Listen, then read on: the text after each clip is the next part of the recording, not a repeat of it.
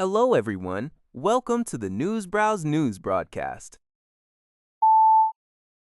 According to the Liberty Times, Russia and North Korea are reportedly discussing an unprecedented 5-year military cooperation plan, aiming to significantly accelerate Pyongyang's military modernization in areas such as conventional weapons, satellites, and nuclear submarines. Experts warn that this development could transform North Korea into an eastern outpost for Russia, challenging the US-Japan-South Korea alliance. China, traditionally North Korea's closest ally, is said to be deeply uneasy about this burgeoning relationship. Russian Defense Minister Andrei Belousov met with North Korean leader Kim Jong-un in Pyongyang on April 26th, describing bilateral ties as being at an unprecedentedly high level. This 5-year plan, spanning from 2027 to 2031, follows the Comprehensive Strategic Partnership Treaty signed in June 2024, which includes a mutual defense clause. Analysts like Lim Yul-chul from Kyungnam University note the rarity of such long-term military plans from Russia for North Korea, suggesting it elevates North Korea to the status of a key strategic ally. The plan is expected to integrate strategic actions akin to Russia's relationship with Belarus, potentially escalating security threats for South Korea. While Beijing might see some strategic utility in the closer Moscow-Pyongyang ties for containing the United States, concerns persist about a diminished influence over North Korea, especially if Pyongyang gains direct access to advanced military technology and achieves economic breakthroughs from Russia.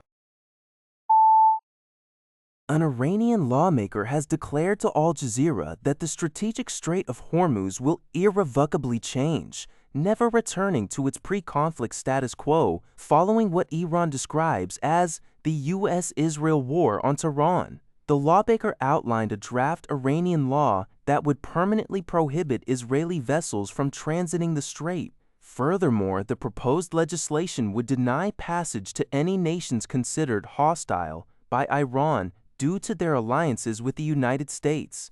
This move signals a significant shift in Iran's policy regarding one of the world's most vital oil shipping lanes, potentially escalating regional tensions.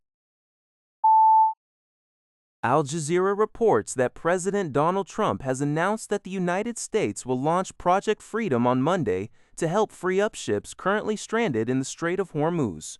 Trump described this as a humanitarian gesture initiated at the request of countries whose vessels are stuck in the strategic waterway. He issued a stern warning to Iran, stating that any interference with this operation will have to be dealt with forcefully, a move that risks shattering the fragile ceasefire established in April. The U.S. military had previously indicated it was not ready to escort ships through the strait. The Iranian blockade and U.S. naval siege have already caused oil prices to surge, with petrol prices in the U.S. rising significantly, contributing to declining public approval for Trump. While Trump hinted at ongoing, very positive discussions with Iran, he had earlier rejected Iran's 14-point peace proposal, asserting that Iran has not yet paid a big enough price. Iran, in turn, has expressed defiance, with its Islamic Revolutionary Guard Corps declaring full readiness to counter any adventures or foolishness from Washington. According to Japan Today, long pacifist Japan has abandoned its self-imposed ban on lethal weaponry exports, seeking a significant share in the burgeoning global defense trade. Prime Minister Sanae Takaichi's government recently lifted these restrictions, allowing firms to supply lethal arms to 17 countries with defense cooperation agreements, though sales to nations at war are still prohibited under normal circumstances. Analysts suggest that this transition from a domestic-focused procurement model to a global market player will be challenging and could take years. Japanese firms are advised to concentrate on high-tech sectors like naval systems, advanced missiles, sensors, and electronics. Despite being a latecomer, the global defense market is rapidly expanding, driven by worldwide conflicts and a desire among some nations to seek alternatives to traditional arms suppliers like the US and Russia. Japan has already secured some deals, such as Mitsubishi Heavy Industries' warship order from Australia, and is co-developing a fighter jet with Britain and Italy. However, companies like Mitsubishi Electric and IHI anticipate that the new rules won't have an immediate significant impact, primarily facilitating future international cooperation. Challenges remain, including production capacity, skilled labor, and supply chain issues.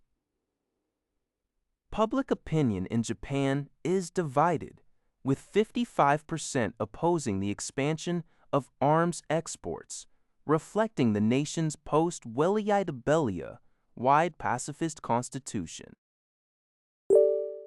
That's all for this video. Thank you for watching. See you in the next video.